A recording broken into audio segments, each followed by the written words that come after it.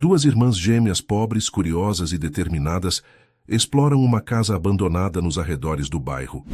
Lá dentro, ouvem batidas fracas vindas do sótão e decidem investigar, mesmo com medo. Ao forçar a tranca, descobrem um homem desidratado e em choque, sem saber que é um milionário recluso. O gesto simples das meninas desencadeia uma revelação tão profunda que muda para sempre a vida dos três. Se esta história te interessou, não se esqueça de se inscrever no nosso canal e diga-nos de que cidade você nos está vendo.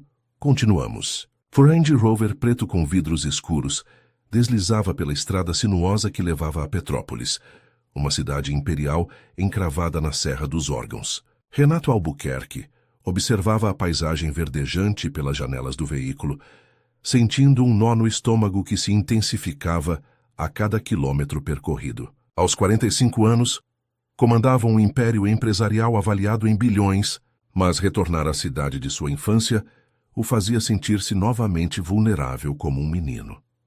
O celular tocou, interrompendo seus pensamentos. Renato, os documentos da compra foram finalizados. A propriedade da Rua das Acácias está oficialmente no nome da empresa de fachada, como o senhor solicitou, informou sua assistente Camila. Obrigado. Alguma movimentação suspeita? Nenhuma.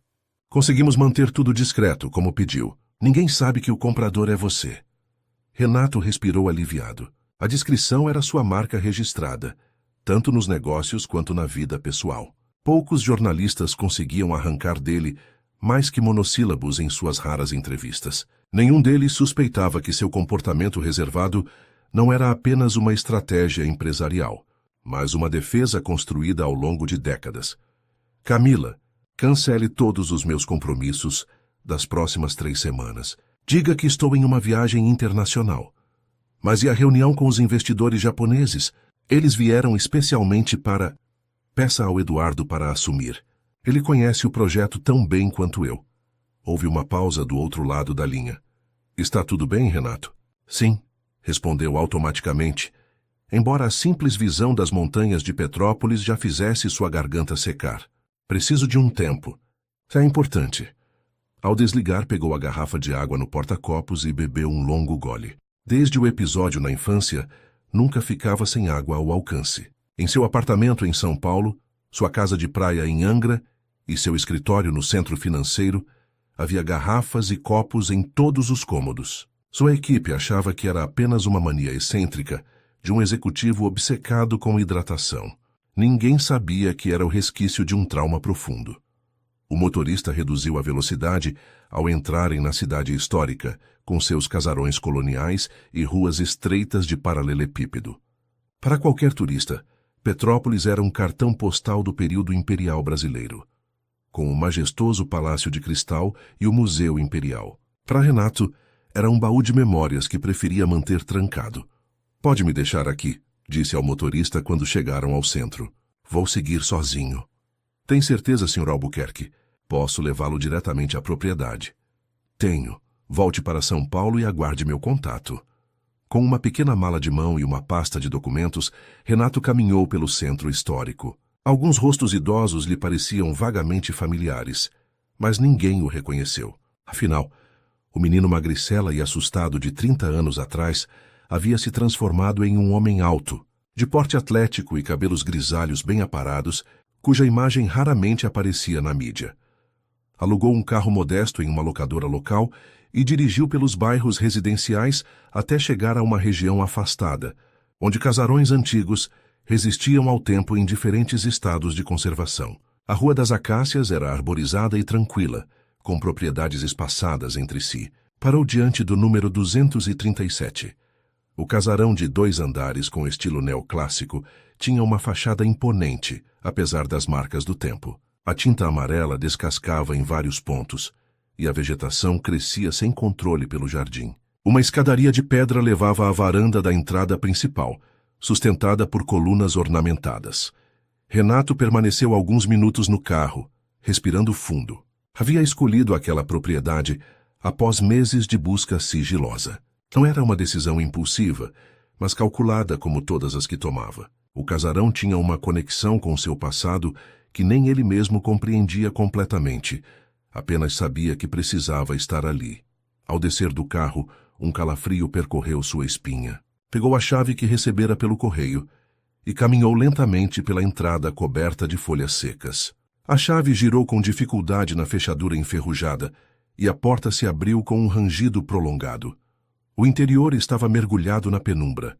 Móveis antigos cobertos por lençóis empoeirados ocupavam a sala de estar ampla. Cristaleiras, uma mesa de jantar para 12 pessoas, sofás de madeira escura com estofado desgastado. Vestígios de uma época de opulência há muito esquecida. Renato abriu as janelas uma a uma, deixando a luz da tarde entrar e revelar a poeira que dançava no ar. Apesar do abandono, o lugar mantinha uma dignidade austera. Subiu a escadaria principal, testando cada degrau que rangia sob seus pés. No andar de cima, um corredor levava a 4 quartos espaçosos, todos com o mesmo aspecto de abandono controlado, como se o tempo tivesse sido congelado décadas atrás. No fim do corredor, uma pequena porta de madeira no teto chamou sua atenção. Uma corda pendurada servia para puxá-la para baixo, revelando uma escada retrátil que levava ao sótão. Renato sentiu a boca secar instantaneamente. Pegou a garrafa de água em sua mochila e bebeu, tentando controlar a respiração que se acelerava. Não agora, murmurou para si mesmo. Desceu as escadas e explorou o resto da propriedade. A cozinha tinha armários de madeira maciça e um fogão a lenha. Nos fundos encontrou uma porta que levava a uma escada em espiral, descendo para o que parecia ser um porão amplo. Acendeu a lanterna do celular e desceu com cautela. O porão era surpreendentemente espaçoso e seco. Pilhas de caixas de papelão e baús antigos estavam organizados meticulosamente contra as paredes. Em um canto, uma estante de madeira continha livros e pastas, protegidos por uma lona plástica. Ao se aproximar, notou que eram principalmente jornais e revistas antigos, organizados por data. Curioso, puxou um volume aleatório. Era um jornal local de Petrópolis de 1990, o ano em que ele tinha 10 anos. Folheou distraidamente, até que uma manchete o fez congelar. Menino desaparecido é encontrado após 4 dias. Suas mãos tremeram ao reconhecer a pequena foto em preto e branco. Era ele mesmo, com olhos arregalados e expressão vazia, nos braços de um policial. O recorte havia sido cuidadosamente sublinhado com caneta vermelha. Deixou o jornal cair, sentindo-se subitamente tonto. Alguém havia coletado e guardado essas reportagens. Alguém que sabia quem ele era e o que havia acontecido. Quando comprou a casa através de intermediários, acreditou que estava seguindo seus próprios instintos. Agora, uma suspeita perturbadora o invadia. Será que havia sido guiado até ali? Voltou à escada, mas antes de subir notou algo estranho em uma das paredes do porão. Ao aproximar a lanterna, viu riscos verticais feitos na madeira, como se alguém estivesse contando dias. Ao lado estava escrito a lápis com letra infantil: "Quero ir para casa." O celular tocou novamente, fazendo-o saltar. Era Camila novamente. "Desculpe incomodar, Renato, mas o Dr. Falcão ligou. Disse que você cancelou a sessão de terapia sem remarcar. Diga a ele que estou bem. Ligarei quando voltar." Ele pareceu preocupado. Disse que é importante manter a rotina de tratamento, especialmente em momentos de imunoestresse. Renato contemplou a parede com os riscos, sentindo o coração acelerar. "Vou ficar bem, Camila. Estou enfrentando alguns fantasmas." Ao desligar, olhou novamente para o jornal caído no chão. Havia algo naquela casa que o chamava. Algo além da busca por respostas sobre seu passado. Era como se as próprias paredes guardassem segredos que precisavam ser revelados. Segredos que talvez explicassem por que, mesmo depois de décadas, ele ainda acordava suado no meio da noite, sentindo-se preso em um espaço escuro e sufocante. Enquanto subia as escadas de volta ao térreo, uma sensação incômoda o acompanhava. A casa não era apenas um imóvel abandonado que ele decidira comprar por impulso. Era um portal para o passado. Um passado que agora parecia mais presente e vivo do que nunca. Do outro lado da cidade, no bairro simples de Vila São José, Luísa e Lívia Damasceno caminhavam lado a lado pela rua, carregando suas mochilas escolares. As gêmeas de 16 anos eram idênticas fisicamente, com a pele morena, cabelos cacheados escuros e olhos âmbar penetrantes. mas suas personalidades não poderiam ser mais diferentes. Luísa, a mais velha por exatos 7 minutos, era metódica e racional. Carregava uma câmera semi-profissional pendurada no pescoço e um caderno de anotações sempre à mão. Já Lívia era intuitiva e espontânea, com um caderno de desenhos coloridos e lápis de carvão espetados no coque improvisado. Temos que terminar o projeto até sexta-feira, comentou Luísa, enquanto fotografava a fachada de um sobrado histórico. O professor Álvaro disse que nosso trabalho sobre memórias arquitetônicas de Petrópolis tem potencial para a mostra cultural. Lívia sorriu, ajustando os fones de ouvido no pescoço. Eu sinto que falta algo especial, sabe? Todos os grupos estão fazendo a mesma coisa. Fotografando o Museu Imperial, o Palácio de Cristal. Ela girou abraçando a própria mochila. E se a gente explorasse os lugares esquecidos? As histórias que ninguém conta? Luísa ergueu uma sobrancelha. Tipo o quê? Invadir propriedades privadas? Não é invasão se a gente só der uma espiadinha. Lívia riu. Lembra daquele casarão abandonado na Rua das Acácias? Aquele que dizem que é mal assombrado? Não começa com essas histórias, Luísa revirou os olhos. Além disso, acho que vi movimento por lá esses dias. Alguém comprou o lugar. As duas seguiram caminhando em direção a uma pequena mercearia, na esquina. Seu Joaquim, um senhor de 60 anos com cabelos brancos e sorriso fácil, acenou quando as viu se aproximarem. Minhas fotógrafas prediletas. Como vai o projeto da escola? Estamos quase terminando, seu Joaquim, respondeu Luísa, pegando um pacote de biscoitos. Seu Joaquim. Lívia inclinou-se sobre o balcão, com os olhos brilhando de curiosidade. É verdade que o casarão da Rua das Acácias foi comprado? O comerciante ajustou os óculos no nariz e baixou a voz, como quem compartilha um segredo. Foi sim. Um homem de São Paulo, pelo que fiquei sabendo. Ninguém o viu ainda. Mas o pessoal da imobiliária disse que é algum empresário ricaço. Pagou à vista, sem nem pechinchar. E o senhor sabe por que aquela casa ficou fechada tanto tempo? Perguntou Luísa, agora também interessada. Seu Joaquim olhou ao redor, certificando-se de que não havia outros clientes, e apoiou ambas as mãos no balcão. Dizem que pertencia à família Vasconcelos. Gente tradicional daqui, mas que se mudou há muitos anos. O último dono era um velho excêntrico, sobrinho do patriarca. Ninguém entrava lá nem para faxina. Quando ele sumiu, a casa ficou abandonada. Sumiu, Lívia arregalou os olhos. Ah, não é o que você está pensando, o senhor riu, fazendo um gesto com a mão. Ele simplesmente foi embora um dia, sem se despedir de ninguém. Isso faz uns 15 anos. Desde então a propriedade ficou fechada, só com um advogado pagando os impostos. As gêmeas trocaram olhares cúmplices. Para qualquer um que as conhecesse, aquele olhar significava que uma nova aventura estava prestes a começar. Ao saírem da mercearia, tia Marlene ligou para o celular de Luísa. Meninas, vou chegar tarde hoje. Tenho uma reunião no hospital. E depois preciso resolver uns assuntos. Tem frango desfiado na geladeira e arroz no armário. Tudo bem, tia. A gente dá um jeito, respondeu Luísa, falando por viva voz.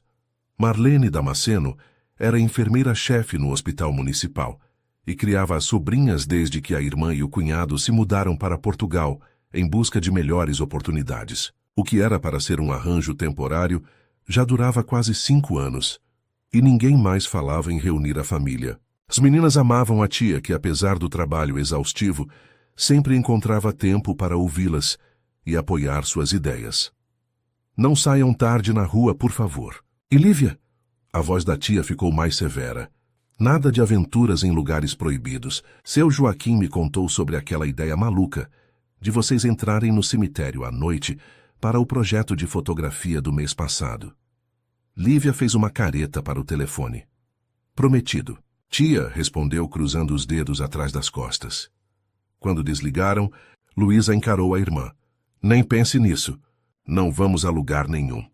Mas 3 horas depois, as duas estavam escondidas atrás de uma árvore frondosa, na Rua das Acácias, observando o casarão. Eu não acredito que você me convenceu a vir, murmurou Luísa, ajustando a lente da câmera.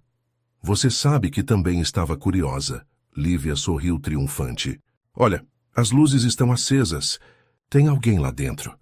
De fato, uma luz amarelada brilhava através de algumas janelas do primeiro andar. Um carro modesto estava estacionado na entrada, parcialmente coberto pela vegetação que crescia sem controle. Vamos só tirar algumas fotos da fachada e ir embora, decidiu Luísa. Se o dono aparecer, dizemos a verdade. Estamos fazendo um trabalho escolar. Elas se aproximaram cautelosamente pelo jardim lateral, onde a vegetação oferecia alguma cobertura.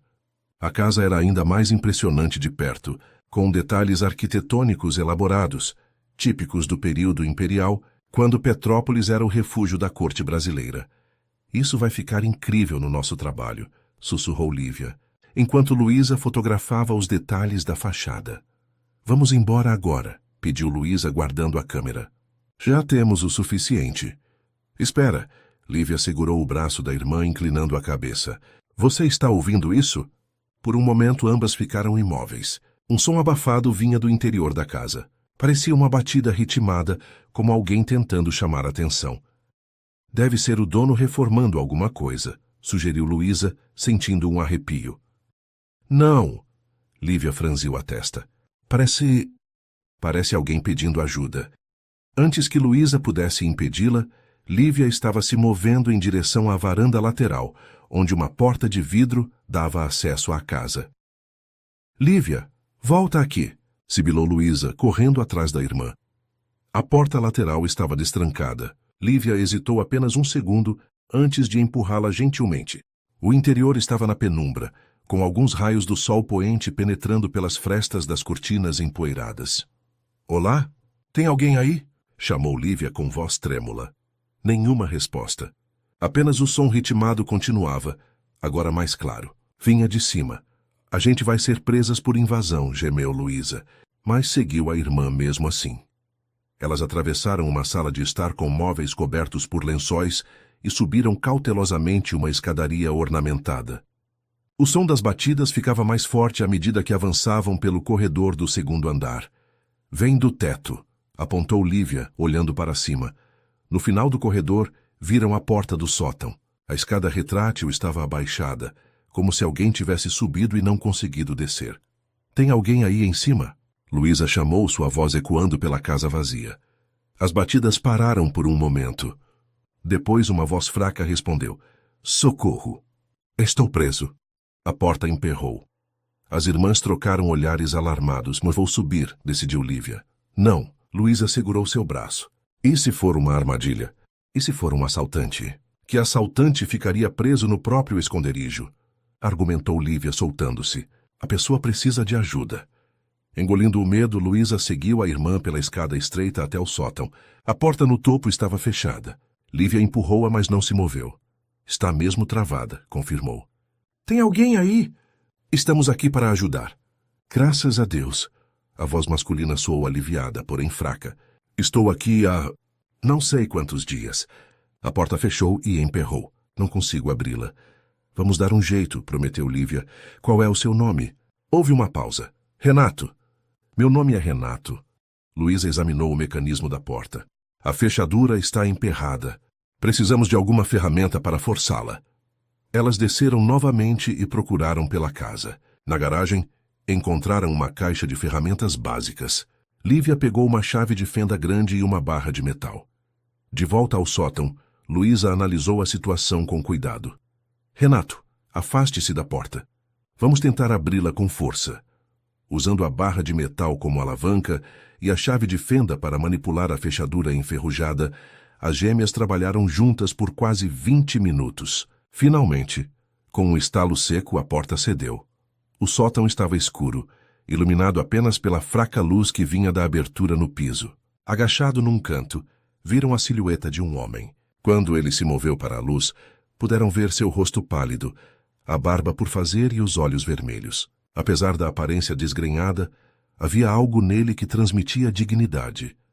Vocês, ele murmurou com a voz rouca. Como me encontraram? Ouvimos as batidas, explicou Lívia, ajudando-o a se levantar. O senhor está bem? Quanto tempo ficou aqui? Renato cambaleou ligeiramente ao se pôr de pé. Parecia desidratado e exausto.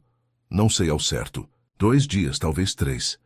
Eu estava examinando o sótão quando a porta fechou. Tentei gritar, mas ninguém passava por perto. Eles desceram cuidadosamente a escada do sótão. Renato apoiava-se no corrimão, como se cada passo exigisse um esforço imenso. Precisamos levá-lo a um hospital, disse Luísa, observando seu estado. Não, ele respondeu firmemente. Estou bem, só preciso de água. Na cozinha, Lívia encontrou algumas garrafas de água mineral ainda lacradas. Renato bebeu uma inteira sem parar. Vocês salvaram minha vida, disse finalmente, sentando-se à mesa da cozinha. Eu estava começando a perder a esperança. Por que não usou o celular para pedir ajuda? Perguntou Luísa, sempre prática. Um sorriso fraco apareceu no rosto cansado de Renato. Deixei na mesa do quarto. Ninguém sabia que eu estava aqui. Vim sozinho. Algo na forma como ele disse isso fez Lívia franzir a testa. Havia uma tristeza profunda em sua voz, algo além do trauma recente. Esta casa é sua? Perguntou ela. Renato assentiu lentamente. Comprei recentemente, queria revisitar algumas lembranças. As gêmeas trocaram olhares. Havia algo estranho naquela situação. Um homem rico comprando uma casa abandonada e quase desaparecendo dentro dela. Precisamos chamar alguém, insistiu Luísa, vendo o estado debilitado do homem.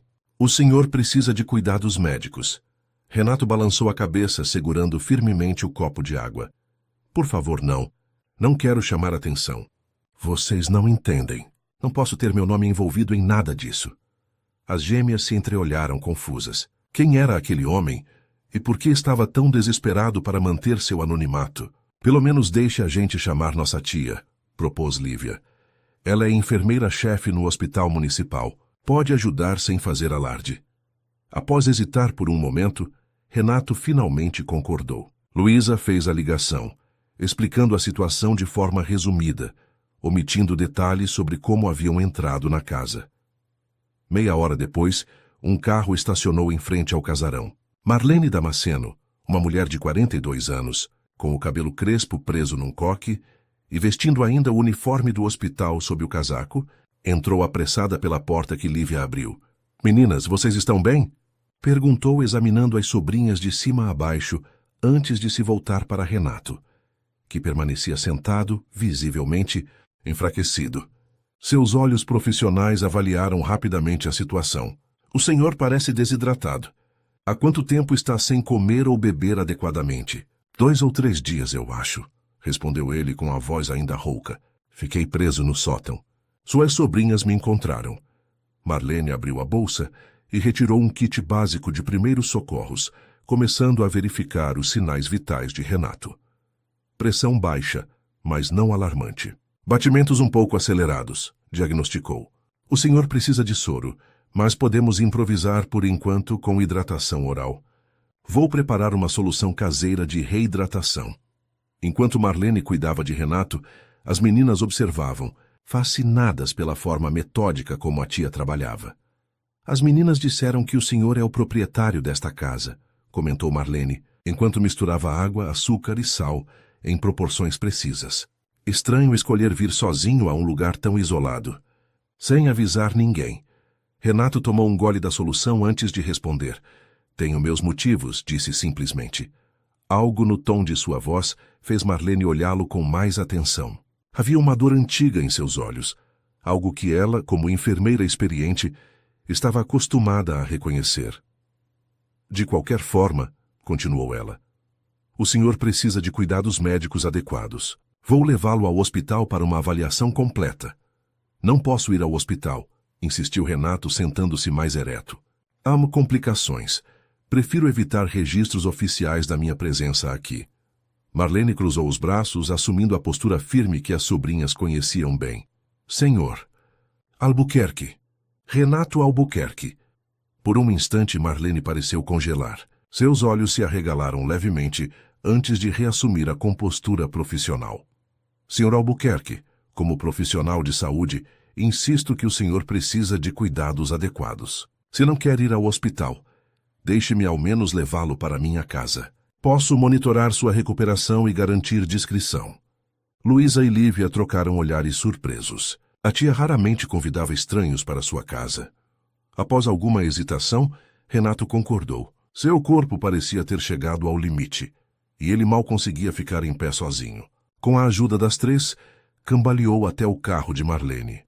A casa de Marlene ficava a 15 minutos dali, num conjunto habitacional de classe média. Era um sobrado simples, mas aconchegante, decorado com plantas e fotografias de família. Renato foi acomodado no quarto de hóspedes, onde Marlene improvisou um sistema de hidratação e administrou medicamentos para aliviar a exaustão. "Descanse agora", disse ela, ajustando o travesseiro. "Amanhã veremos como está." As gêmeas curiosas esperavam no corredor quando Marlene saiu do quarto. "Quem é ele, tia?" perguntou Luísa em voz baixa. Marlene as guiou até a cozinha, fechando a porta. "Meninas, precisamos conversar sobre como vocês encontraram esse homem", disse ela, evitando a pergunta. "Vocês invadiram uma propriedade privada?" Lívia mordeu o lábio inferior. "A gente só estava tirando fotos para o trabalho da escola", explicou. "Ouvimos as batidas. Não podíamos ignorar." Marlene suspirou, passando a mão pelos cabelos. "Vocês fizeram bem em ajudar, mas precisam ter mais cuidado. E quanto a esse homem..." Ela hesitou, como se pesasse o que deveria dizer. "Acho que ele precisa mais do que cuidados médicos." "A tia conhece ele?" perguntou Lívia, percebendo a hesitação. Marlene sentou-se à mesa da cozinha. "Não exatamente, mas conheço a história dele." "O parte dela." Ela respirou fundo.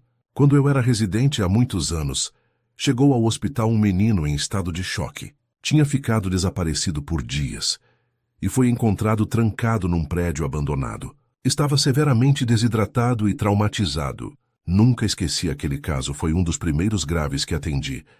"E era ele?" Luísa arregalou os olhos. "O Sr. Albuquerque?" Marlene assentiu lentamente. O sobrenome era diferente na época. A família o mudou depois do incidente para evitar a atenção da imprensa, mas tenho quase certeza que é ele. Os olhos. Tem o mesmo olhar assustado daquele menino. As 3 permaneceram em silêncio, absorvendo aquela revelação. "Por que ele voltaria ao lugar onde sofreu um trauma tão grande?" questionou Lívia.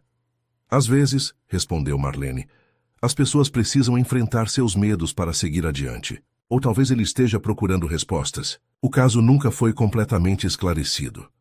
Naquela noite, enquanto Renato dormia sob o efeito dos medicamentos, Marlene fez uma pesquisa em seu laptop. As notícias antigas eram escassas, mas confirmaram suas suspeitas. O menino desaparecido em 1990 era Renato, filho de uma família tradicional de Petrópolis que se mudou logo após o incidente. Nas décadas seguintes, ele havia se transformado no CEO de um conglomerado de tecnologia e investimentos, mantendo-se longe dos holofotes. Na manhã seguinte, Renato acordou sentindo-se consideravelmente melhor. Encontrou roupas limpas dobradas aos pés da cama, provavelmente de algum ex-namorado de Marlene, e um bilhete indicando que o café da manhã estava na cozinha. Ao descer, encontrou a casa silenciosa. Um relógio na parede marcava 9h30. Uma nota na geladeira explicava que Marlene estava no hospital e as meninas na escola, e que todos retornariam à tarde. Na mesa, uma bandeja com frutas frescas, pão integral, queijo e uma garrafa de água mineral esperava por ele. Renato comeu com apetite renovado, percebendo que a fraqueza começava a ceder. Enquanto tomava seu café, observou as fotografias na parede da cozinha. Marlene e as gêmeas em diferentes idades, momentos de alegria congelados no tempo. Uma foto em particular chamou sua atenção. Era antiga. Mostrava Marlene jovem, vestindo o uniforme de enfermeira, ao lado de outros profissionais de saúde. Ao fundo, parcialmente visível, estava a entrada do Hospital Municipal de Petrópolis, o mesmo onde ele havia sido tratado após seu resgate. Memórias fragmentadas começaram a emergir.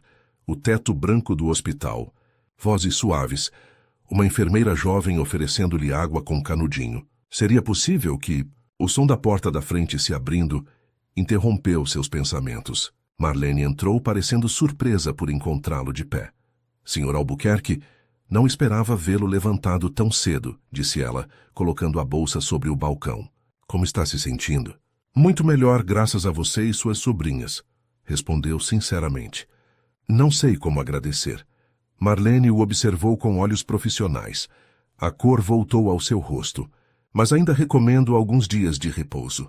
O senhor passou por um episódio grave de desidratação e exaustão. Renato assentiu, indicando a foto que havia chamado sua atenção. Este hospital é onde você trabalha? Sim, há mais de 20 anos. Marlene hesitou, como se decidindo se deveria prosseguir. Foi lá que nos conhecemos, na verdade. Renato franziu o senho, confuso. Nos conhecemos? Eu era apenas uma residente, explicou ela sentando-se à mesa. Fazia parte da equipe que cuidou de você quando foi encontrado. Um silêncio pesado caiu entre eles. Renato fechou os olhos por um momento, como se tentasse processar aquela informação. Então você sabe, disse finalmente com voz baixa. Sei algumas coisas, o suficiente para entender por que você voltou. Renato caminhou até a janela, observando o quintal pequeno, mas bem cuidado. Por anos tentei esquecer, começou ele. Construí uma vida longe daqui. Criei uma fortaleza ao meu redor. Mas as memórias nunca me deixaram completamente. Os pesadelos, o medo de espaços fechados, a necessidade obsessiva de ter água por perto. Traumas profundos raramente desaparecem completamente, comentou Marlene suavemente. Comecei a fazer terapia há alguns anos, continuou Renato. Meu terapeuta sugeriu que eu enfrentasse o passado diretamente. Foi quando decidi voltar a Petrópolis. E por que aquela casa específica? Perguntou Marlene, observando-o atentamente. Renato voltou-se para ela com uma expressão que misturava confusão e determinação. Não sei explicar. Quando a vi nas fotografias do corretor, senti uma conexão imediata, como se já a conhecesse. Ele passou a mão pelos cabelos. Achei que era apenas uma coincidência arquitetônica. Talvez algo no estilo que me lembrasse do prédio onde fui encontrado. Mas agora você não tem certeza, concluiu Marlene. No porão, encontrei recortes de jornais sobre meu desaparecimento. Alguém os colecionou e marcou. E depois ficar preso no sótão. Ele estremeceu. Foi como reviver tudo novamente. Marlene se levantou e encheu um copo com água, entregando-o a Renato. Acho que não foi coincidência você comprar aquela casa, disse ela calmamente. Talvez alguma parte de você soubesse exatamente o que estava procurando. À tarde, quando Luísa e Lívia retornaram da escola, encontraram Renato sentado na varanda dos fundos, observando o pequeno jardim. Ao vê-las, levantou-se com uma expressão mais serena que no dia anterior. As heroínas chegaram, disse com um leve sorriso.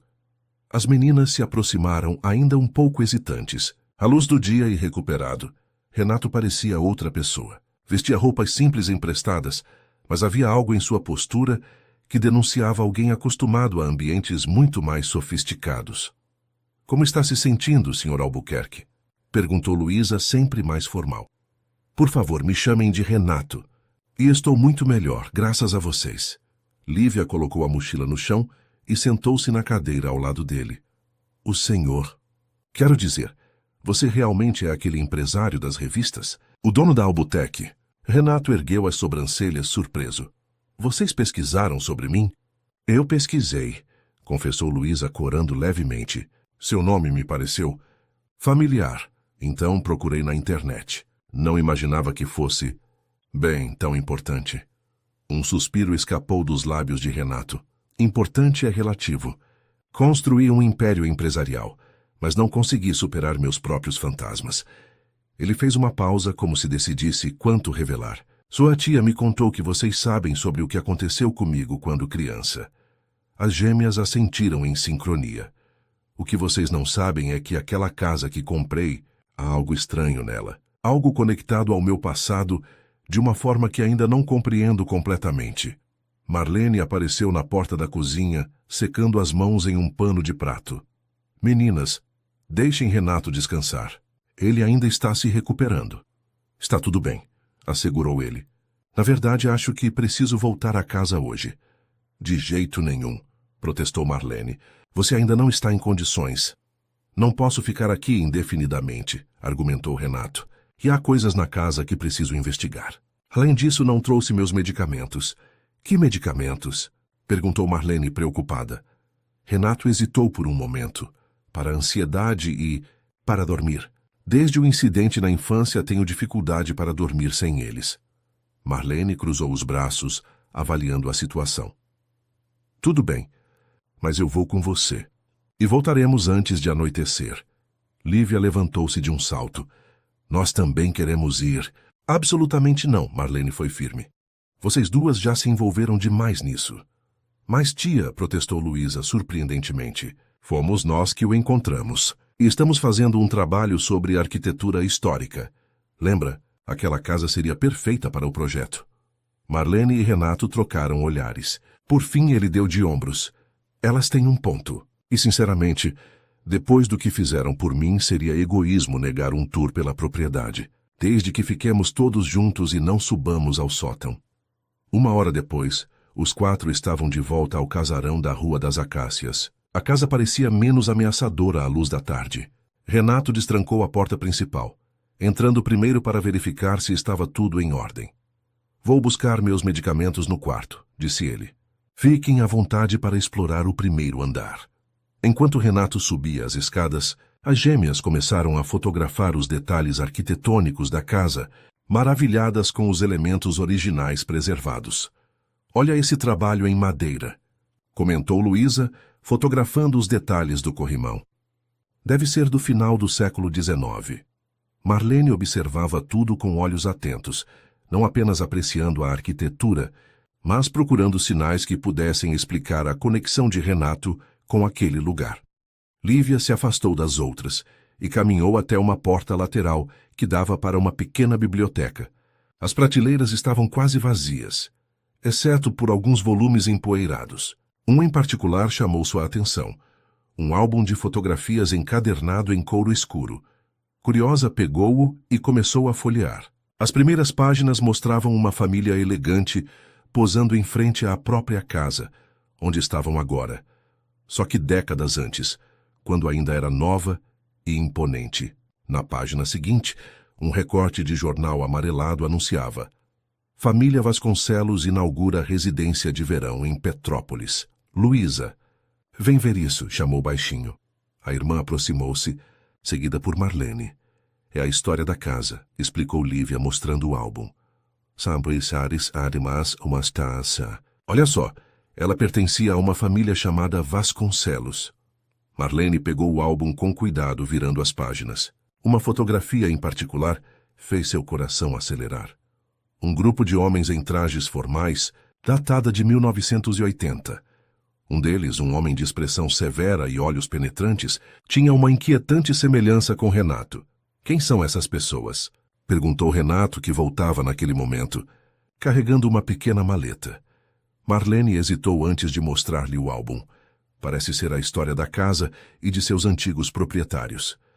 Renato examinou as fotos com crescente inquietação. Quando chegou à imagem do homem que se parecia com ele, ficou visivelmente pálido. Este homem, murmurou, tocando a foto com a ponta dos dedos. Eu o conheço de algum lugar. O nome está escrito aqui embaixo. Apontou Luísa. Augusto Vasconcelos. E 80. Renato fechou os olhos por um instante, como se tentasse acessar uma memória distante. Vasconcelos era o sobrenome de solteira da minha mãe, revelou finalmente.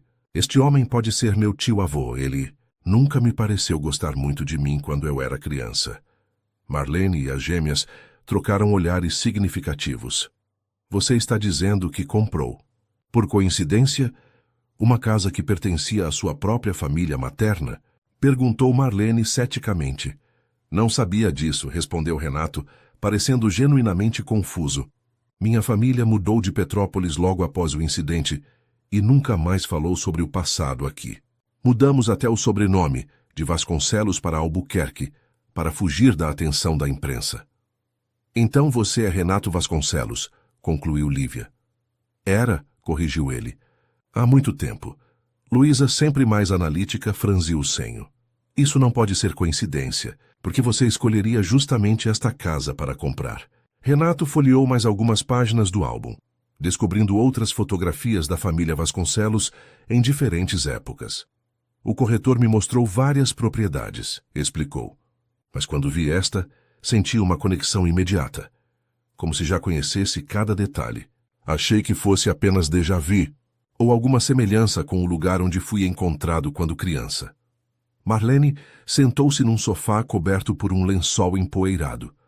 Talvez seu inconsciente soubesse exatamente onde estava indo. Sugeriu ela. Existe algo chamado memória celular. Nossos corpos às vezes lembram do que nossas mentes tentam esquecer. E os recortes de jornal no porão? Lembrou Luísa. Aqueles sobre seu desaparecimento? Precisamos voltar lá, decidiu Renato. Há mais coisas que preciso ver. Os 4 desceram ao porão, onde Renato mostrou-lhes as pilhas organizadas de jornais e revistas. Marlene examinou os recortes sobre o desaparecimento do menino, todos meticulosamente datados e sublinhados em vermelho. Quem quer que tenha guardado isso, comentou ela, estava obsessivamente interessado no seu caso, ou envolvido nele, acrescentou Lívia em voz baixa. Renato caminhou pelo porão, examinando cada canto com olhos novos. Agora que sabia da conexão familiar, tudo parecia diferente. Quando eu desapareci, começou ele, a voz embargada pela emoção. Estava brincando perto de um prédio abandonado nos arredores da cidade. Era um lugar onde crianças não deviam estar, mas eu era curioso. Lembro-me de ouvir alguém me chamar pelo nome, alguém familiar. Depois disso, só fragmentos. Escuridão, sede, o som de passos acima de mim. Você não se lembra de como chegou lá, ou de quem poderia ter te levado? Perguntou Marlene gentilmente. Não. Os médicos disseram que era amnésia traumática. Com o tempo, alguns flashes retornaram, mas nada concreto. Renato parou diante de uma estante embutida na parede do fundo. Esta parece mais nova que o resto do porão. Luísa aproximou-se, examinando a estrutura. Definitivamente foi construída depois. Veja como a madeira é diferente. Renato começou a remover os itens das prateleiras, procurando algum detalhe que pudesse revelar mais. No fundo da estante inferior, notou uma irregularidade na madeira. Tem algo aqui, disse, pressionando o que parecia ser um pequeno mecanismo oculto. Com um clique suave, um compartimento secreto se abriu no fundo da estante. Dentro dele, havia uma caixa de metal enferrujada. Renato hesitou antes de pegá-la, como se temesse o que poderia encontrar. Finalmente, com mãos trêmulas, abriu a caixa. No interior, protegidos por um plástico amarelado, estavam vários objetos. Um pequeno urso de pelúcia desgastado, um desenho infantil desbotado e uma chave antiga. Este urso, murmurou Renato pegando-o cuidadosamente, era meu. Chamava-se Bruno. Desapareceu quando eu tinha 9 anos, pouco antes do incidente. Lívia, olhando por cima do ombro dele, apontou para o desenho. E isso? O que é? Renato desdobrou o papel com cuidado, que era o desenho típico de uma criança. Uma casa grande, uma árvore e figuras palito representando pessoas. No canto inferior, escrito com letra infantil, estava o nome Renato Zento, 1990. Eu desenhei isso, reconheceu ele, a voz falha. Lembro-me de fazer este desenho na escola. É esta casa, tenho certeza. E a chave? Perguntou Marlene, olhando para o último objeto. Renato examinou-a com atenção. Não sei. Parece antiga, talvez de algum baú ou porta especial. Precisamos descobrir onde ela se encaixa, sugeriu Luísa. Mas antes que pudessem explorar mais, o telefone de Marlene tocou. Era o hospital chamando-a para uma emergência. Preciso ir, disse ela após desligar. Meninas, vocês vêm comigo. Mas tia, protestou Lívia, estamos tão perto de descobrir algo importante. Isso não é um jogo de detetive. Marlene foi firme. Renato, você também deveria vir. Não é bom ficar aqui sozinho, ainda mais depois dessas descobertas. Renato olhou para a caixa em suas mãos, dividido entre a prudência e a necessidade de respostas. Preciso ficar, decidiu finalmente. Mas prometo não subir ao sótão e voltar para sua casa antes de anoitecer. Após muita discussão, Marlene finalmente concordou, mas insistiu que as meninas fossem com ela. Relutantes, Luísa e Lívia se despediram, prometendo retornar no dia seguinte.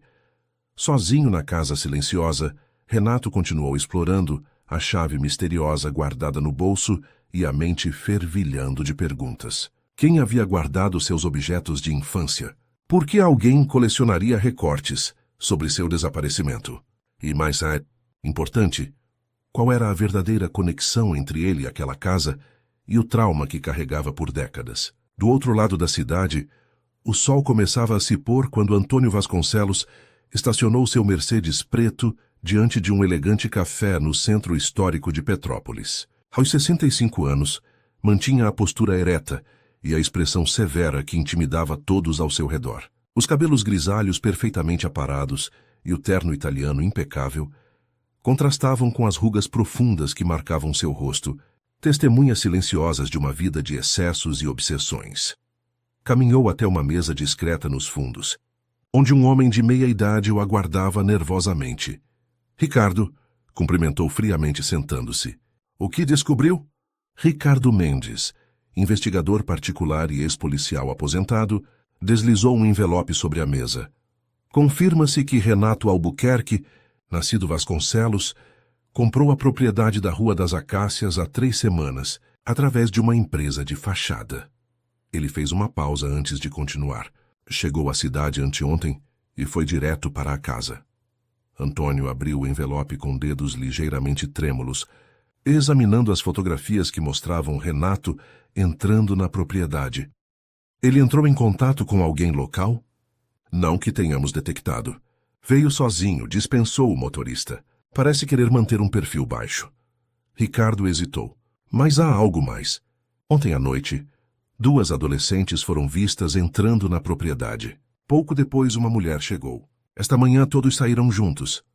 Antônio franziu o senho, sua expressão endurecendo ainda mais. Identifique essas pessoas. Quero saber quem são e o que faziam lá. Já o fiz. Ricardo entregou outro envelope.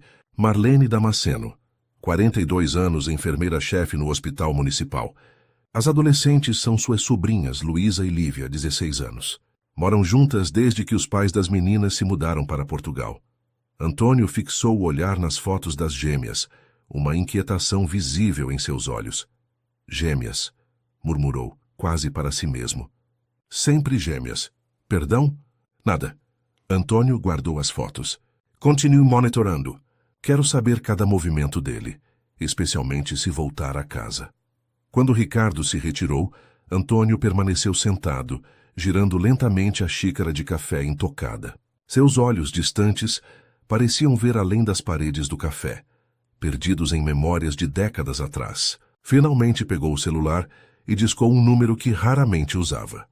Precisamos conversar, disse sem preâmbulo quando atenderam. Renato voltou. E comprou a casa. Do outro lado da linha houve apenas silêncio. Enquanto isso, na casa da Rua das Acácias, Renato continuava sua exploração metódica.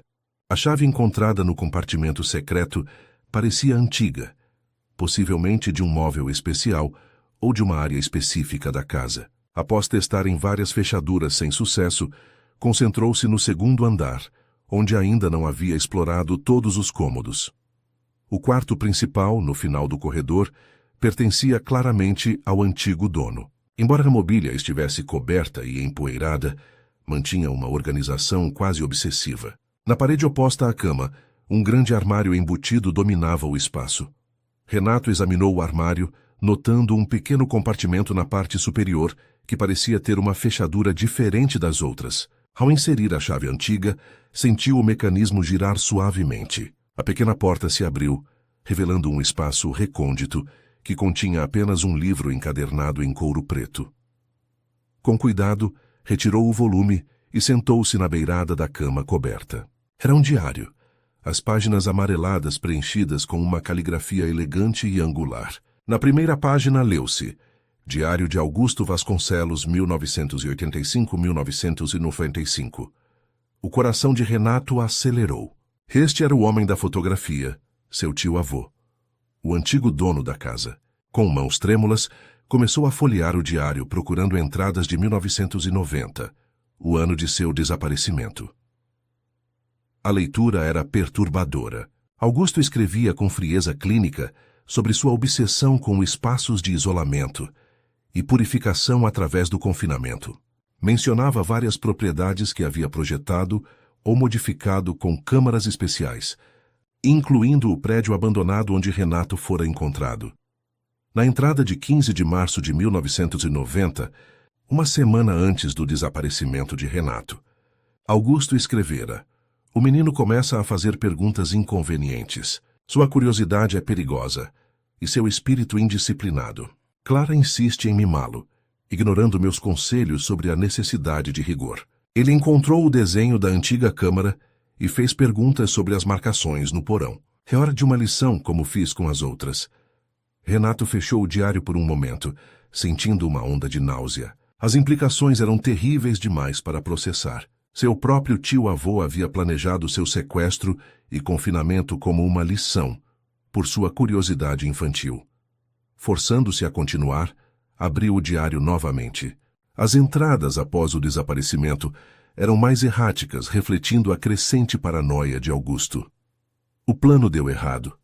O menino foi encontrado antes do tempo previsto. 2 meninas, intrometidas como todas as crianças, ouviram seus gritos e alertaram os adultos. Sempre são meninas, sempre em pares, interferindo no que não lhes diz respeito. Clara está histérica, ameaça me denunciar. Tive que convencê-la da importância do silêncio familiar. Renato deixou o livro cair no chão, atordoado. Fragmentos de memória começavam a emergir.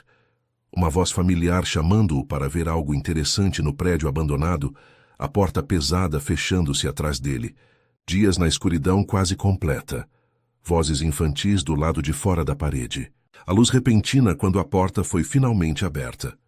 E então, a revelação mais chocante. Ele havia sido salvo por 2 meninas naquela ocasião também. Assim como agora, no sótão desta casa, 2 irmãs gêmeas haviam vindo em seu socorro. A coincidência era perturbadora demais para ser ignorada. Era como se o passado estivesse se repetindo em um ciclo macabro, como se o próprio destino o tivesse trazido de volta àquele lugar para completar algum tipo de círculo. O som de um carro estacionando em frente à casa interrompeu seus pensamentos. Aproximou-se cautelosamente da janela, esperando ver Marlene e as meninas retornando. Em vez disso, viu um Mercedes preto de onde descia um homem idoso, porém imponente. Mesmo à distância, o reconhecimento foi instantâneo e visceral. Era Augusto Vasconcelos, mais velho, mas inconfundível. O homem da fotografia, o autor do diário. Seu tormento de infância, agora materializado diante de sua casa. Renato sentiu o pânico familiar começar a se apoderar dele. Sua respiração acelerou. A visão começou a embaçar nas bordas. Procurou freneticamente por seu kit de medicamentos, engolindo um comprimido para a ansiedade sem água. Depois forçou-se a respirar lenta e profundamente, como seu terapeuta havia ensinado. Não podia se dar ao luxo de entrar em colapso agora. Precisava enfrentar o passado que literalmente batia à sua porta. Guardou o diário no bolso interno do casaco e desceu as escadas silenciosamente. Pela janela da sala, viu Augusto parado no jardim olhando para a casa com uma expressão indecifrável. O idoso não tocou a campainha nem se aproximou da porta. Apenas observava como se avaliasse algo. Após alguns minutos que pareceram eternos, Augusto voltou ao carro e partiu, sem nunca tentar entrar. Renato permaneceu imóvel por um longo tempo após o carro desaparecer. A visita silenciosa havia sido claramente uma forma de intimidação. Augusto sabia que ele estava ali e queria que soubesse que estava sendo observado.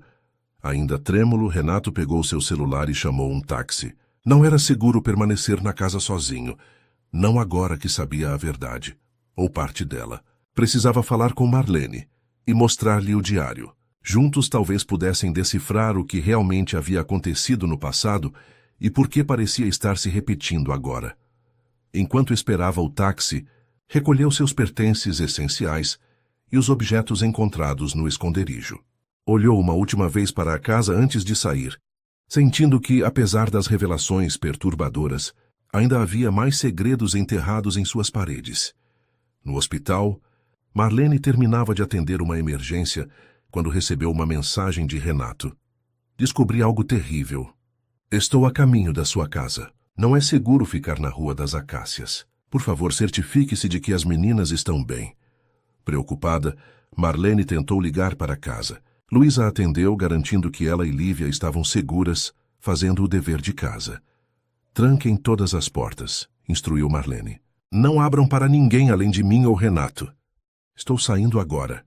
Quando desligou, um enfermeiro aproximou-se com expressão preocupada.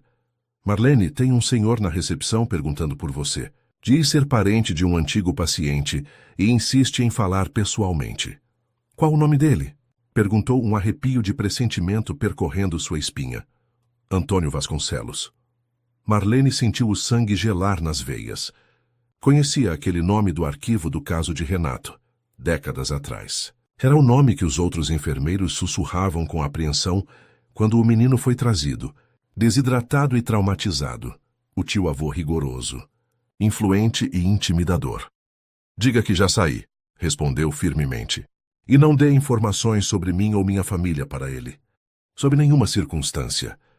Enquanto dirigia para casa em velocidade máxima, Marlene não conseguia afastar a sensação de que o passado havia voltado para assombrá-los a todos.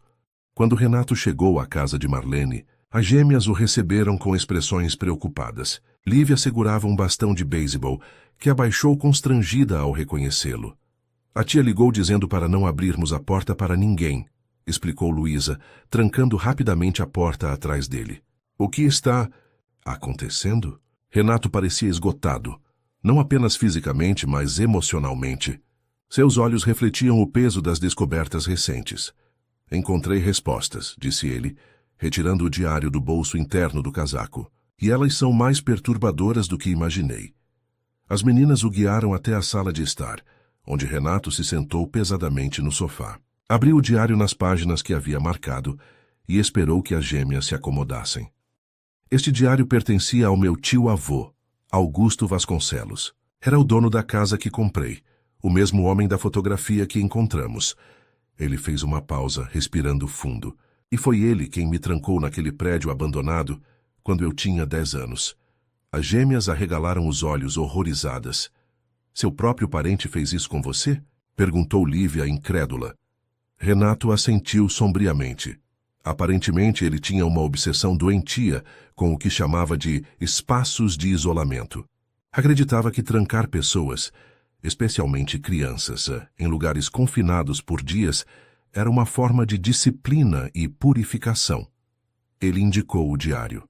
Há indícios de que fez isso com outras pessoas antes de mim. Luísa, sempre mais prática, franziu o senho. E você está em perigo agora porque ele descobriu que você voltou e comprou a casa? Oh, exatamente. Ele apareceu lá hoje, pouco depois de vocês saírem. Não entrou. Apenas observou a casa por alguns minutos. Mas a mensagem era clara. Ele sabe que estou aqui e não está feliz com isso. Nesse momento, ouviram o som de chaves na porta da frente.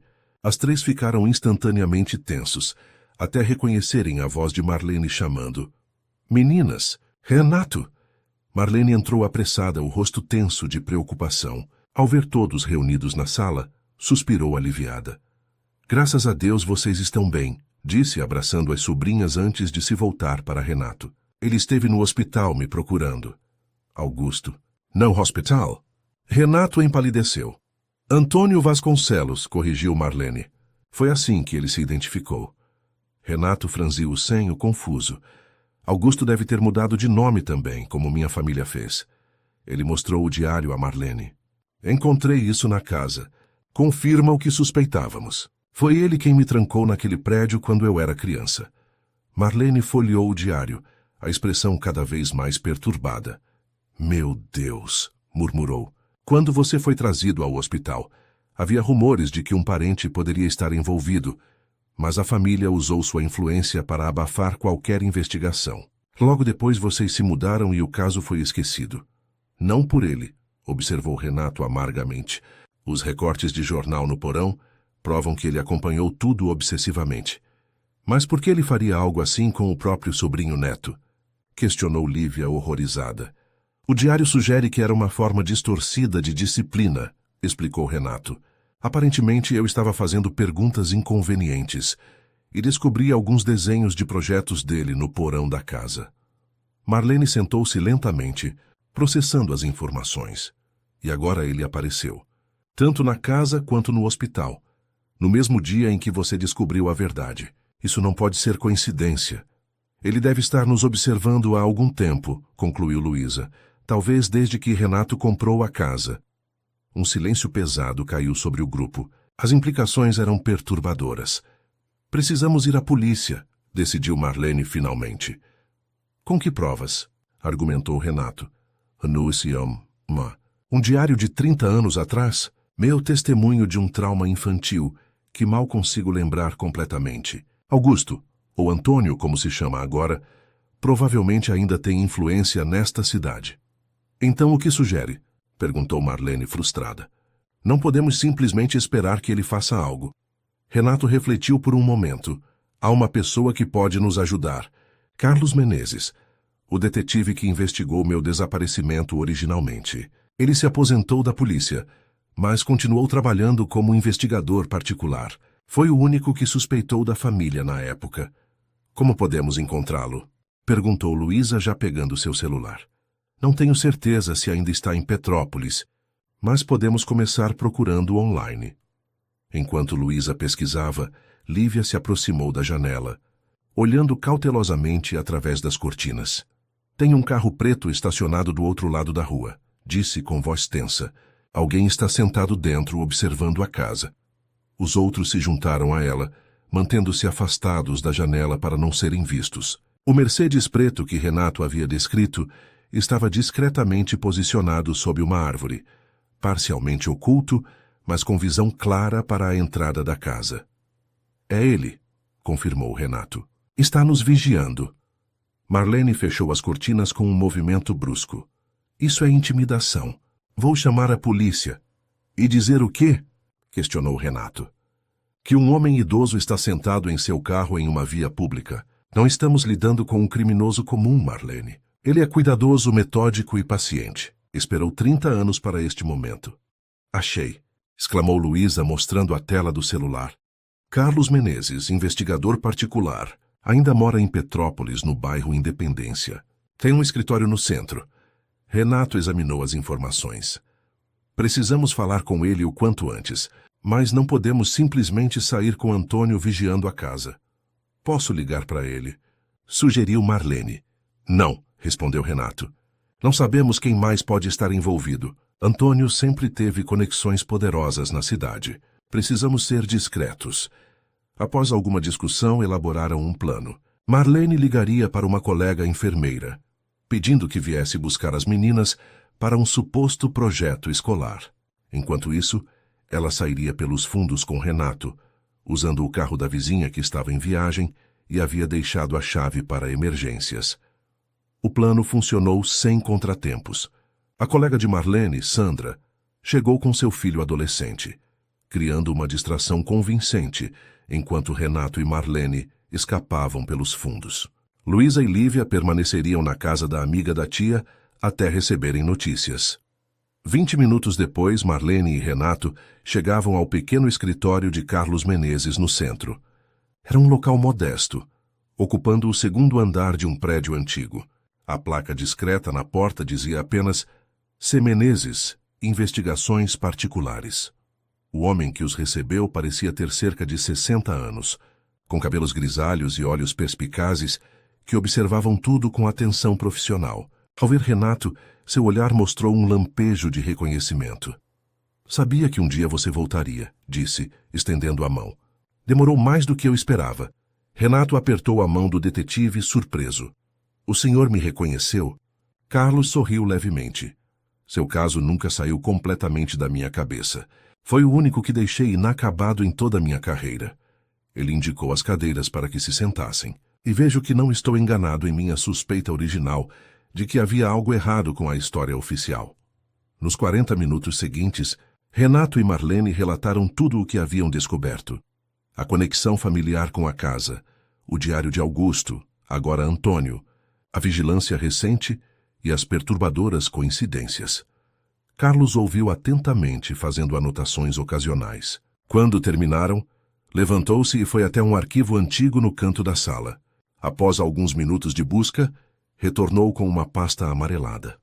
O caso oficial foi encerrado como criança perdida encontrada, sem investigação aprofundada sobre como você foi parar naquele prédio, explicou abrindo a pasta, mas mantive minhas próprias anotações. Sempre suspeitei que Augusto Vasconcelos estava envolvido.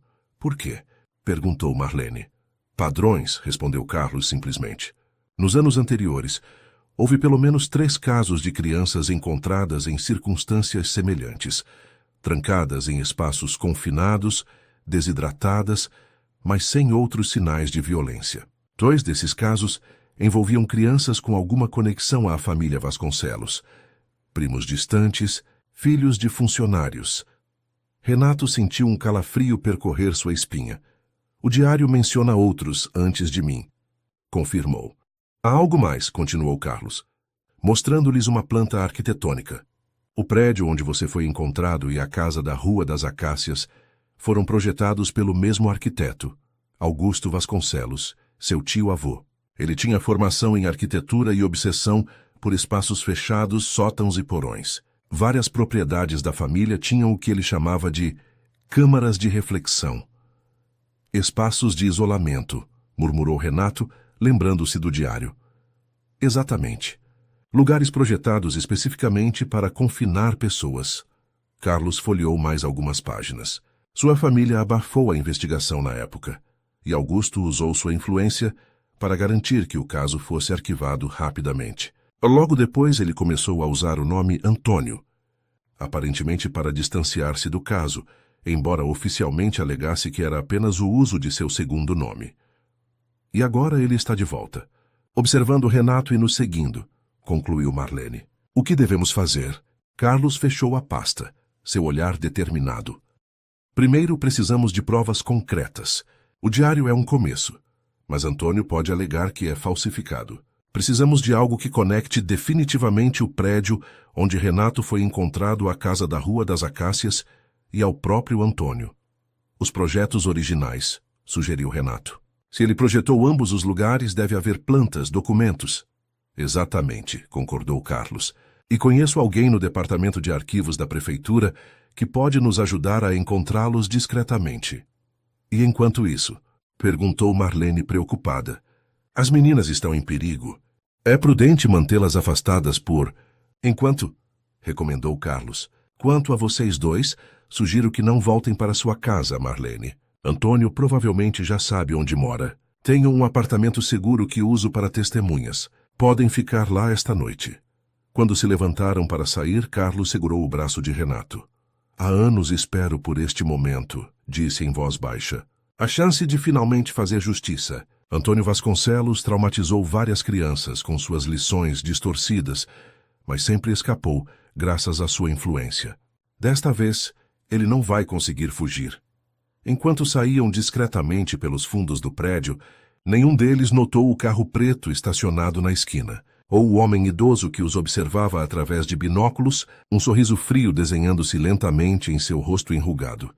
O apartamento seguro de Carlos ficava em um prédio discreto na periferia de Petrópolis. Era um local modesto, mas funcional, claramente mantido apenas para situações emergenciais. Enquanto Carlos verificava se todos os sistemas de segurança estavam operacionais, Renato observava a cidade pela janela, seus pensamentos agitados como as nuvens escuras que começavam a se formar no horizonte. Aqui estão chaves extras e um telefone pré-pago, disse Carlos, entregando os itens a Marlene.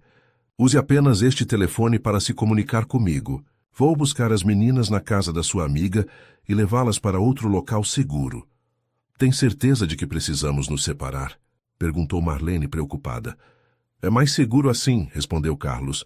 Antônio trabalha por divisão e isolamento. Se estivermos todos juntos, somos um alvo único e mais fácil. Renato afastou-se da janela, seu semblante refletindo determinação. Ainda acho que deveríamos voltar à casa, disse. Há mais evidências lá, tenho certeza. O diário menciona outros documentos, projetos escondidos. Justamente por isso, Antônio está vigiando o lugar, argumentou Carlos. Ele sabe o que você pode encontrar lá. Precisamos ser estratégicos. Após Carlos partir para buscar as gêmeas, Marlene e Renato tentaram organizar os pensamentos e planejar os próximos passos. O apartamento tinha apenas o básico. Uma pequena cozinha, uma sala conjugada, um quarto e um banheiro. Na parede da sala, Carlos havia improvisado um quadro onde prendiam as informações que possuíam, tentando estabelecer conexões. O que sabemos até agora, resumiu Marlene apontando para as anotações no quadro. Augusto, agora Antônio Vasconcelos, seu tio-avô, tinha uma obsessão por espaços de isolamento. Ele projetou tanto a casa da Rua das Acácias quanto o prédio abandonado onde você foi encontrado. E segundo o detetive Carlos, houve pelo menos 3 outros casos semelhantes ao meu, completou Renato. Todas crianças de alguma forma ligadas à família Vasconcelos. Marlene mordeu o lábio, pensativa. Há outra coisa que me intriga, disse ela. Tanto no seu caso original quanto agora no sótão, foram 2 meninas que o encontraram e salvaram. Pode ser coincidência, mas... No diário, Renato folheou as páginas até encontrar a passagem. Ele escreveu: sempre são meninas, sempre em pares, interferindo no que não lhes diz respeito. Como se isso já tivesse acontecido antes. Um pensamento perturbador ocorreu a Marlene. E se as outras crianças que ele trancou, e se algumas não foram encontradas a tempo? Renato empalideceu com a implicação. Precisamos descobrir mais sobre esses outros casos. Ele caminhou até a janela novamente, observando a noite que caía sobre a cidade. Carlos disse que tinha anotações sobre eles. Vamos esperar que ele retorne com as meninas, sugeriu Marlene. Enquanto isso, deveríamos revisar o diário novamente, buscar qualquer detalhe que possa ter passado despercebido.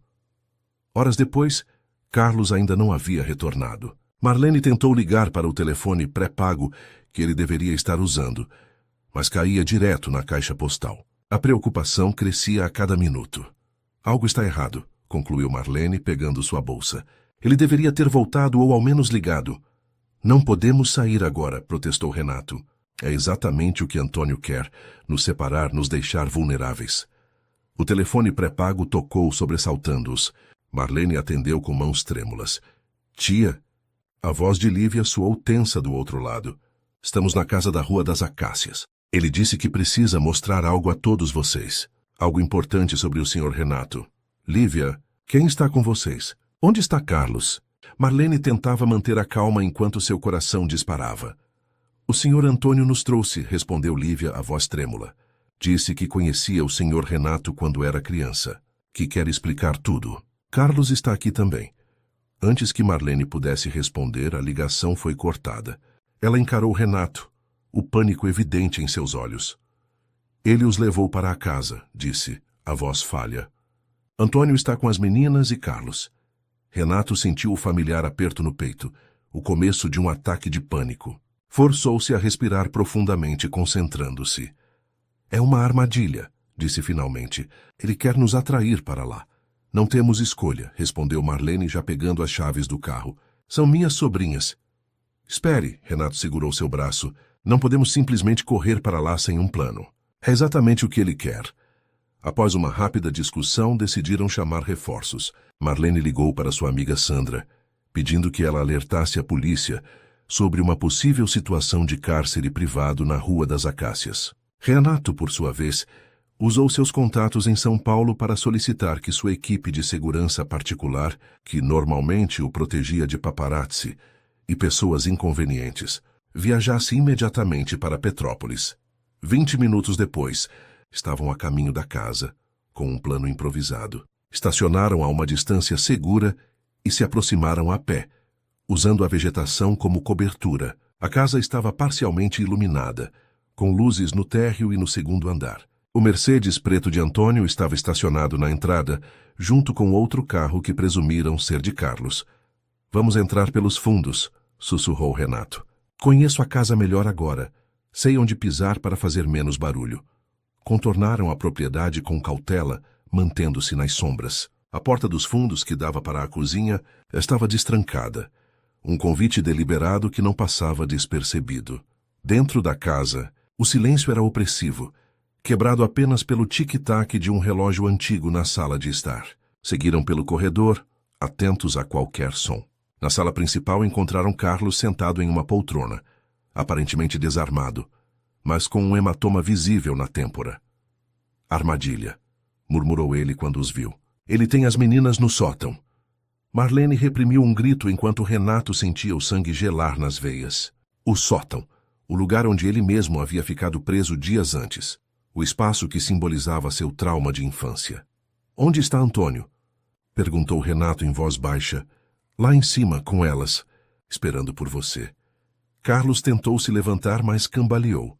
Ele me pegou de surpresa quando fui buscar as meninas. É mais forte do que parece para a idade. Vou subir, decidiu Renato. Vocês dois esperem aqui. Se não voltarmos em 15 minutos, chamem a polícia. Não, protestou Marlene. São minhas sobrinhas. Vou com você. É exatamente o que ele quer, alertou Carlos. Todos juntos, isolados lá em cima. Após um breve debate, decidiram que Renato subiria primeiro, enquanto Marlene e Carlos aguardariam 5 minutos antes de segui-lo. Dessa forma, manteriam alguma vantagem tática. Renato subiu as escadas com o coração martelando contra o peito. Cada degrau parecia levá-lo mais fundo em seu próprio passado, em direção ao terror que havia tentado esquecer por décadas. No corredor do segundo andar, viu que a escada do sótão estava abaixada. Uma luz fraca vinha de cima. Olá, Renato. A voz idosa, mas firme, veio do sótão. Finalmente decidiu se juntar à nossa pequena reunião familiar. Reunindo toda a sua coragem, Renato subiu a escada para o sótão. O espaço estava diferente de quando ficara preso ali. Alguém havia limpado e organizado o lugar, instalado algumas luminárias antigas e até colocado 2 sofás velhos, criando uma estranha sala improvisada. Antônio Vasconcelos estava sentado em uma poltrona de couro gasto, como um rei em seu trono decadente. Ao seu lado, Luísa e Lívia estavam sentadas em um dos sofás, pálidas, mas aparentemente ilesas. Não pareciam amarradas nem fisicamente contidas, mas o medo em seus olhos era evidente. Bem-vindo de volta, disse Antônio, com um sorriso frio. É apropriado que nossa conversa aconteça aqui, não acha? O lugar onde você reviveu sua primeira lição. Renato manteve-se na entrada do sótão, analisando a situação. O espaço tinha apenas aquela entrada, o que significava que estavam todos efetivamente presos ali, se a escada fosse recolhida. Deixe as meninas irem, pediu Renato, mantendo a voz firme. Seu problema é comigo. Antônio riu baixinho, um som áspero e sem humor. Pelo contrário, elas são parte fundamental desta história. Assim como foram aquelas 2 meninas há 30 anos que o encontraram quando não deveriam. Renato deu um passo cauteloso para dentro do sótão, tentando posicionar-se entre as gêmeas e Antônio. O que você quer, afinal? Por que me trancou naquele prédio quando eu era criança? Por que está fazendo isso agora? Antônio inclinou-se para a frente, seus olhos brilhando com uma intensidade perturbadora. Quero que entenda, Renato. Quero que veja o quadro completo antes que seja tarde demais. Ele gesticulou para as meninas. Perguntou-se por que sempre são 2 meninas que interferem. Por que o padrão se repete? Porque você é um monstro obsessivo, respondeu Renato, a raiva começando a superar o medo. Suas lições não passam. De crueldade disfarçada de disciplina. Tão simplista. Antônio balançou a cabeça com desdém. Não se trata de lições nem de disciplina. Trata-se de destino, de ciclos que precisam ser completados. Nesse momento, Marlene apareceu na entrada do sótão ofegante. Meninas, chamou, aliviada por vê-las vivas. Estão bem? Estamos, tia, respondeu Luísa, sua voz trêmula, mas corajosa. Antônio observou a cena com uma estranha satisfação. E agora estamos todos aqui, como deve ser. A história pode finalmente ser contada por completo. Carlos apareceu logo atrás de Marlene, ainda cambaleante, mas empunhando o que parecia ser uma arma. Acabou, Antônio, disse o detetive. A polícia está a caminho. Um sorriso enigmático cruzou os lábios do idoso. Então temos pouco tempo para a revelação final. Virou-se para Renato. Você nunca se perguntou por que sua mãe mudou seu sobrenome de Vasconcelos para Albuquerque após o incidente? Por que sua família nunca mais falou sobre o que aconteceu? Renato sentiu um frio na espinha. Para me proteger da mídia, da exposição, para proteger a si mesma, corrigiu Antônio. Para esconder sua própria culpa. Do que está falando? Exigiu Renato. Sua mãe, Clara, minha sobrinha, sabia o que eu fazia, revelou Antônio. Na verdade, quando criança, ela foi uma das minhas primeiras experiências. A tradição dos espaços de isolamento vem de gerações na família Vasconcelos. Renato recuou como se tivesse levado um golpe físico. Está mentindo. Minha mãe nunca... Pergunte a ela, interrompeu Antônio. Ligue agora mesmo e pergunte sobre a câmara escura, sobre o quarto de reflexão. Veja como ela reage. Carlos avançou um passo. Chega de jogos, Antônio. Você vai responder por tudo que fez. Antônio não parecia nem um pouco perturbado pela ameaça de Carlos. Pelo contrário, seus olhos brilhavam com uma satisfação quase febril, como se finalmente tivesse alcançado o momento que esperou por décadas. Você tem uma arma apontada para mim, Carlos, mas não é você quem controla esta situação, disse calmamente, levantando-se da poltrona com uma agilidade surpreendente para sua idade. Nunca esteve. Com um movimento rápido, ele pressionou um interruptor oculto na parede do sótão. Um estalo metálico ecoou pelo ambiente, e a escada retrátil começou a se fechar automaticamente, apesar dos esforços de Carlos para impedi-la. Sistema automatizado que instalei há anos, explicou Antônio com orgulho mórbido. Agora estamos todos aqui, exatamente como planejei. A história finalmente pode ser completada. Abra essa saída agora, exigiu Carlos apontando a arma diretamente para Antônio. Ou o quê? Vai atirar em mim? E então ficarão todos presos aqui sem saber como sair. O idoso sorriu com desdém. Além disso, sua arma não está carregada. Verifiquei pessoalmente quando o nocauteei. Carlos verificou rapidamente o carregador e confirmou, com desespero, que Antônio falava a verdade. Marlene correu para as sobrinhas, abraçando-as protetoramente. O que você quer de nós? Por que está fazendo isso? Perguntou, tentando manter a voz firme apesar do medo. Quero que a verdade seja conhecida, respondeu Antônio, caminhando lentamente pelo espaço confinado. E quero que Renato entenda seu lugar na tradição familiar. Renato deu um passo à frente, colocando-se entre Antônio e os outros. Qual tradição? Aterrorizar crianças? Traumatizá-las para o resto da vida? Tão limitado em sua visão, suspirou Antônio. A tradição Vasconcelos vem de muitas gerações. Meu avô a trouxe da Europa, onde foi iniciado nas práticas de purificação através do isolamento. Cada geração da família passa por isso. Um período de confinamento na escuridão, sozinho para despertar a verdadeira força interior. Isso é loucura, murmurou Carlos. Para os não iniciados certamente parece, concordou Antônio com tranquilidade perturbadora. Mas aqueles que sobrevivem emergem transformados, mais fortes, mais focados, capazes de ver o que outros não veem. Renato sentia náuseas crescentes à medida que as implicações se tornavam claras. Você está dizendo que o que fez comigo era algum tipo de ritual de iniciação familiar? Precisamente. Antônio sorriu como um professor orgulhoso de um aluno brilhante. Você era o próximo na linhagem. Mas seu processo foi interrompido quando aquelas duas meninas o encontraram prematuramente. Assim como agora, estas gêmeas o libertaram do sótão antes do tempo. Lívia, que estivera observando silenciosamente, falou pela primeira vez. As outras crianças que você mencionou, elas eram da família também? Antônio voltou seu olhar para ela, uma expressão quase de admiração em seu rosto. Perspicaz, não é? Sim, todos eram Vasconcelos, de um ramo ou outro da família. Alguns primos distantes, outros mais próximos. Nem todos sobreviveram, é claro. O isolamento revela nossa verdadeira natureza, força ou fraqueza. Um arrepio coletivo percorreu a sala com essa revelação sombria. Isso é doentio, disse Marlene, abraçando as sobrinhas mais forte. Você está falando de crianças que sofreram às suas mãos. Estou falando de tradição, corrigiu Antônio, sua voz endurecendo. De legado, de preservar o que nos torna diferentes dos outros. Os Vasconcelos sempre foram especiais, visionários, líderes. Isso tem um preço. Renato sentia memórias fragmentadas voltando, flashes de sua infância, conversas sussurradas entre adultos, o medo nos olhos de sua mãe quando o tio-avô visitava. Minha mãe, começou ele hesitante. Ela sabia o que você ia fazer comigo? A expressão de Antônio suavizou-se minimamente. Clara foi uma das mais fortes. Seu período de isolamento, aos 12 anos, durou uma semana inteira. Ela emergiu, transformada. Mais tarde, quando você nasceu, ela sabia que seu momento chegaria. Tentou protegê-lo, adiar o inevitável, mas a tradição não pode ser negada. E quando eu fui encontrado antes do tempo, ela aproveitou para fugir dessa tradição, concluiu Renato, as peças finalmente se encaixando. Mudou nosso nome, cortou laços com a família, nunca mais falou sobre isso.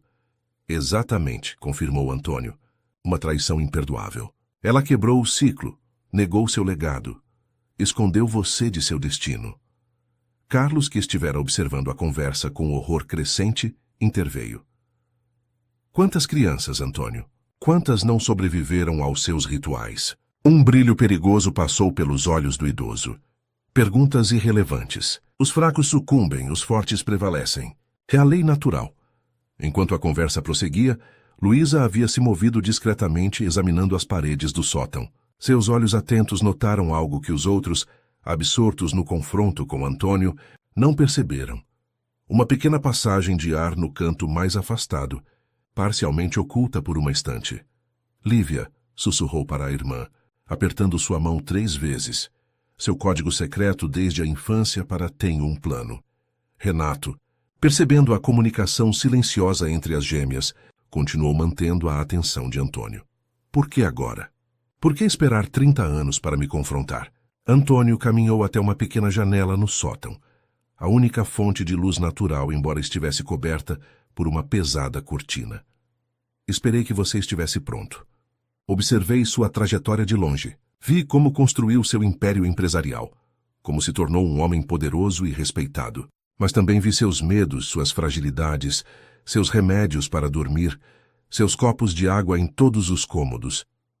Ele puxou a cortina, revelando o céu noturno lá fora. Você começou o processo, mas nunca o completou. Ficou preso entre 2 mundos, forte o suficiente para conquistar riqueza e poder, mas fraco demais para superar os fantasmas do passado.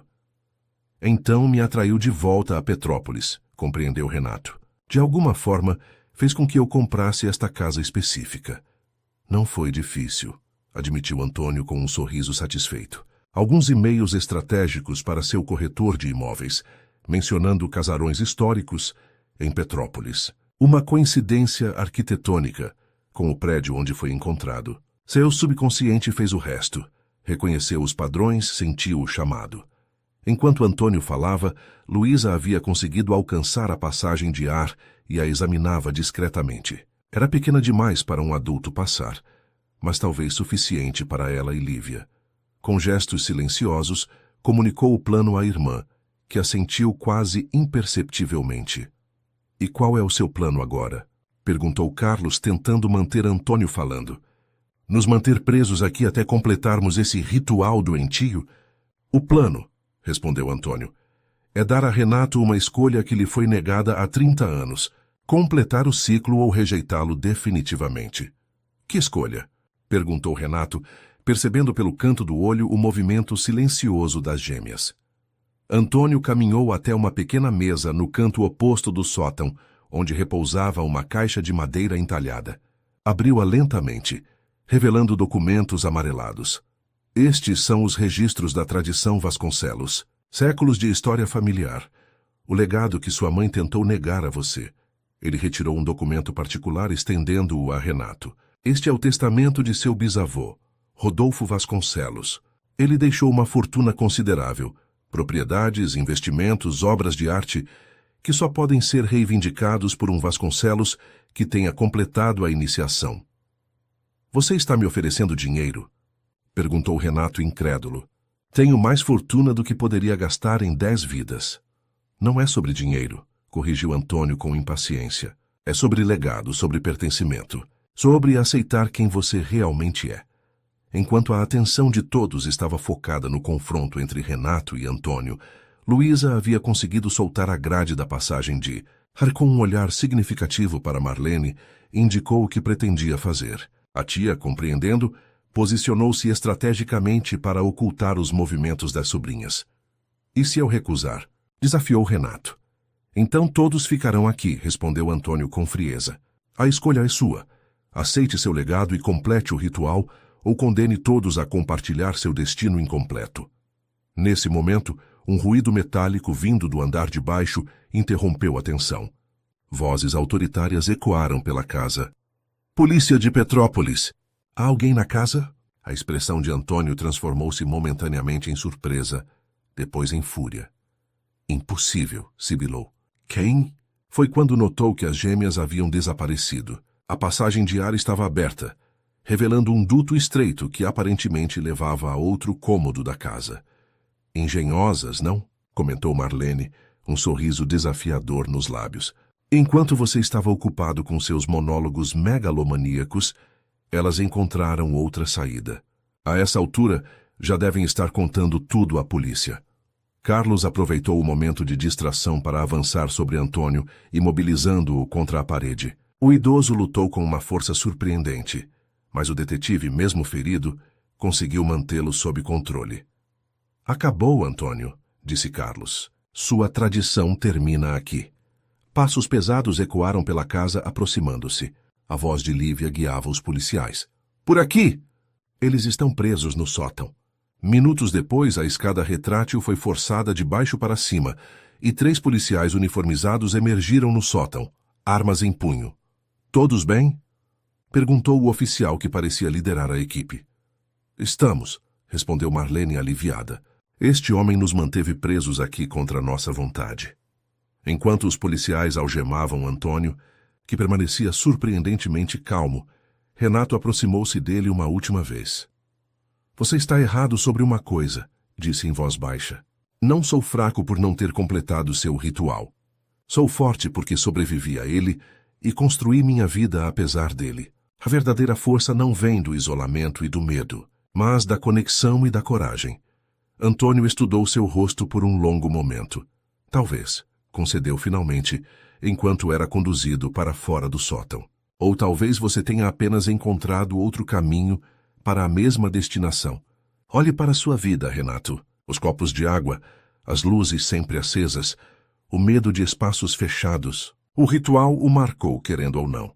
Você é um Vasconcelos, mesmo que tenha escolhido outro nome. Quando Antônio foi levado, o sótão pareceu esvaziar-se de uma presença opressora que ninguém havia percebido completamente, até que se foi. Descendo as escadas, encontraram Luísa e Lívia na sala de estar, sendo atendidas por paramédicos. As gêmeas correram para abraçar a tia e Renato. Vocês foram incríveis, elogiou Marlene, abraçando-as com força. Como descobriram aquela passagem? Lembra daquele projeto sobre arquitetura histórica? Explicou Luísa.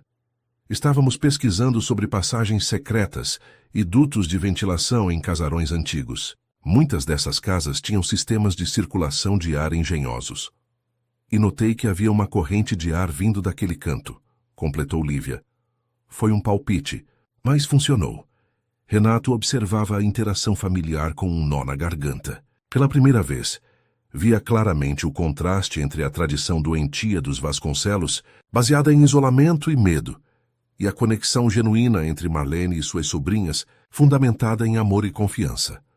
Nas semanas seguintes, a investigação revelou a extensão dos crimes de Antônio Vasconcelos. Escavações em propriedades da família descobriram evidências de câmaras de isolamento em várias residências, algumas contendo pertences pessoais de crianças desaparecidas décadas atrás. O diário de Augusto Antônio, junto com os documentos encontrados no sótão, forneceu provas irrefutáveis de uma tradição familiar distorcida que havia persistido por gerações. Renato finalmente contatou sua mãe, Clara, que inicialmente negou qualquer conhecimento, mas eventualmente confirmou a história. Ela própria havia sido submetida ao ritual quando criança e carregava as cicatrizes emocionais até hoje. Seu maior ato de coragem, confessou, havia sido romper com a família e proteger Renato após o incidente, mesmo que nunca tivesse conseguido falar abertamente sobre o trauma. Numa tarde ensolarada de domingo, 3 meses após os eventos no sótão, uma pequena multidão se reuniu na Rua das Acácias. O casarão, completamente reformado, ostentava uma fachada renovada e um jardim florido. Uma placa discreta anunciava Centro Cultural Novo Amanhecer, um espaço para luz e cura. Renato, vestindo um terno casual, dirigiu-se aos presentes, moradores locais, autoridades, jornalistas e, claro, Marlene e as gêmeas. Este lugar foi cenário de escuridão por muitas décadas, começou ele. Hoje, transformamos essa escuridão em luz.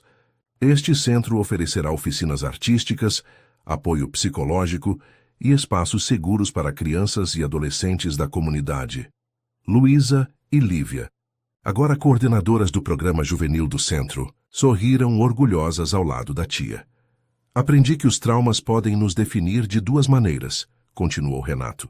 Podemos permitir que nos aprisionem, ou podemos transformá-los em força para ajudar outros. O isolamento que me foi imposto como criança me ensinou o valor da conexão humana. O medo me ensinou a importância da coragem. Seus olhos encontraram os de Marlene e das gêmeas. E essas 3 mulheres extraordinárias me ensinaram que o resgate nem sempre vem com sirenes e holofotes. Às vezes, chega silenciosamente, em forma de 2 adolescentes curiosas que seguem sua intuição, ou uma enfermeira dedicada que reconhece uma dor antiga nos olhos de alguém.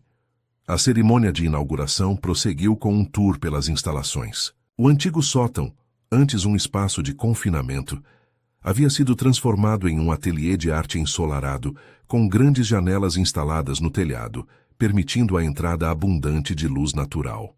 Na parede principal, um mural criado pelas gêmeas retratava uma porta se abrindo para um céu estrelado, simbolizando a passagem da escuridão para a luz. No centro do saguão principal, uma vitrine de vidro exibia 3 objetos: uma garrafa de água, um pequeno urso de pelúcia desgastado e uma chave antiga, não como símbolos de trauma, mas como lembranças de superação. Enquanto os convidados circulavam pelo espaço, Renato encontrou um momento para conversar com Marlene e as gêmeas em particular. Nunca poderei agradecer o suficiente pelo que fizeram por mim, disse ele, emocionado. Não precisa agradecer, respondeu Marlene sorrindo. Você transformou uma tragédia em algo positivo para toda a comunidade. E esse centro é incrível, exclamou Lívia entusiasmada. Já temos lista de espera para as oficinas de pintura e música. Falando nisso, interveio Luísa, sempre prática, precisamos contratar mais 2 professores de arte. O orçamento comporta. Renato riu genuinamente feliz pela primeira vez em muito tempo. O orçamento comporta o que for necessário. Este lugar não tem preço. Quando o sol começou a se pôr, os convidados se dispersaram gradualmente. Renato permaneceu no jardim dos fundos, observando o céu que escurecia lentamente. Não sentia mais o pânico familiar quando a noite se aproximava. As luzes do centro iluminavam o espaço ao seu redor, e o som de risadas e conversas vinha de dentro. Marlene se juntou a ele, oferecendo uma xícara de café. Em que está pensando? Perguntou gentilmente. Nas escolhas que fazemos, respondeu ele após um momento. Antônio acreditava que a força vinha do isolamento, do confronto com nossos medos na solidão.